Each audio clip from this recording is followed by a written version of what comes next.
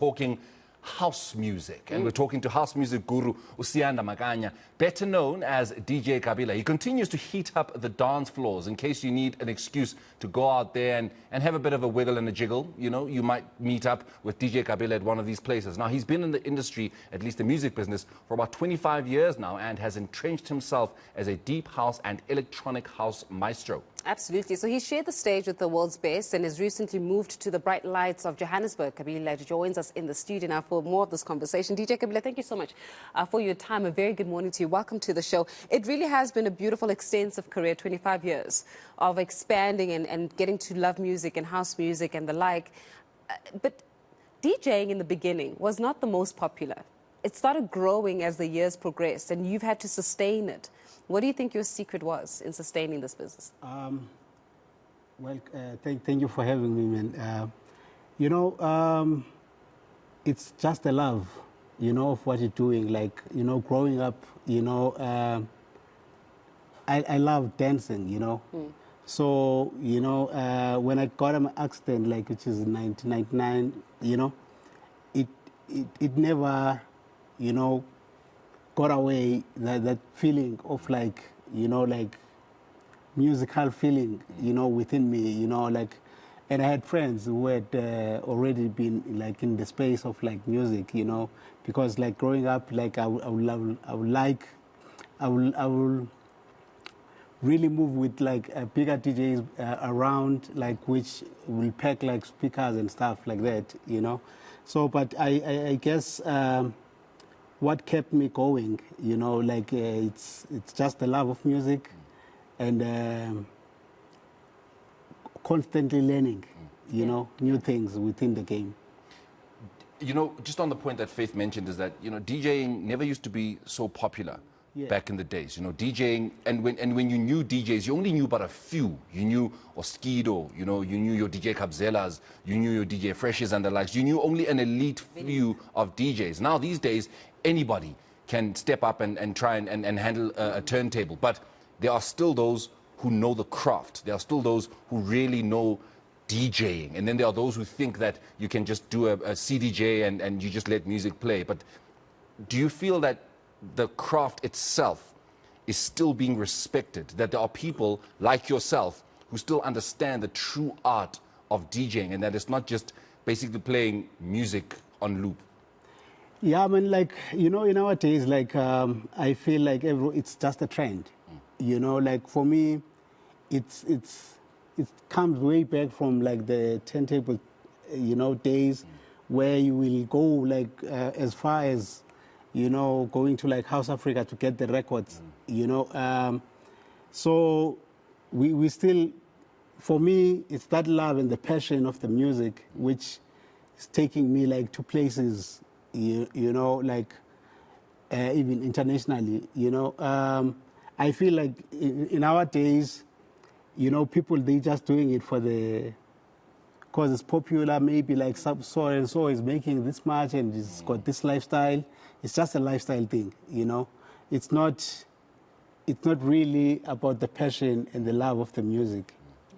Yeah. I want to talk about your story because yours is a very inspirational story, You are a person with a disability, but it came as a result. Was it as an accident that actually happened? It was an accident that happened in 1999, Yeah, and before then, you were walking and doing, as you're saying, you were dancing, walking, and everything else. The accident happens, right? Yeah. Your life changes forever. Yeah. And when that life changed, and I think it's so important, Siyanda, is because a lot of people, when life happens, give up. Yeah. And when life changes, they give up. You, when life happened and the accident happened, you still continued. What has been the secret to that strength? Because people give up when life is hard. And yet you just come from closing for Black Coffee in Ibiza. Yeah. That is insane, Talk to us a little bit about that journey for you, from the time of the accident to saying, you know what, there's still hope for me. I think I'm coming from a very praying family. Like for me, when I got an accident and I woke up in that accident, I was like, there's some people like who've lived that I know, you know, which were in my space, who were like continuing to live their life beyond disability, you know. And I woke up there and I was like, you know what, I'm gonna do like the best that I can, you know, to be myself, you know, and even the dreams that I had, you know, because the year like that I got an accident, which was like in '99 for September, you know, I was about to get into like the DJing space, you know, but I told myself like from that accident that, you know, it's not over, you know, so if you still have dreams, you know, like you need to pursue them, you know, you must never give up, you know, on whatever that you want to do, because like there's obstacles, you know. So I take like life like that, you know. You've just, as was mentioned, in case maybe nobody heard, this man just closed for the Grammy award-winning DJ Black Coffee in Ibiza, essentially the home of the world's best DJs.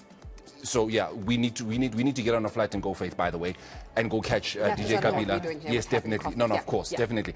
But among those kinds of achievements that you've had, among those kinds of experiences that you've had, closing for a Grammy award winner in Ibiza, what is DJ Kabila doing? What kind of, like, the music that you're putting out? Do you have music that you're putting out? I mean, are you going to be touring the world, since now you don't just tour South Africa? Just what lies ahead for you now? And he's got an album.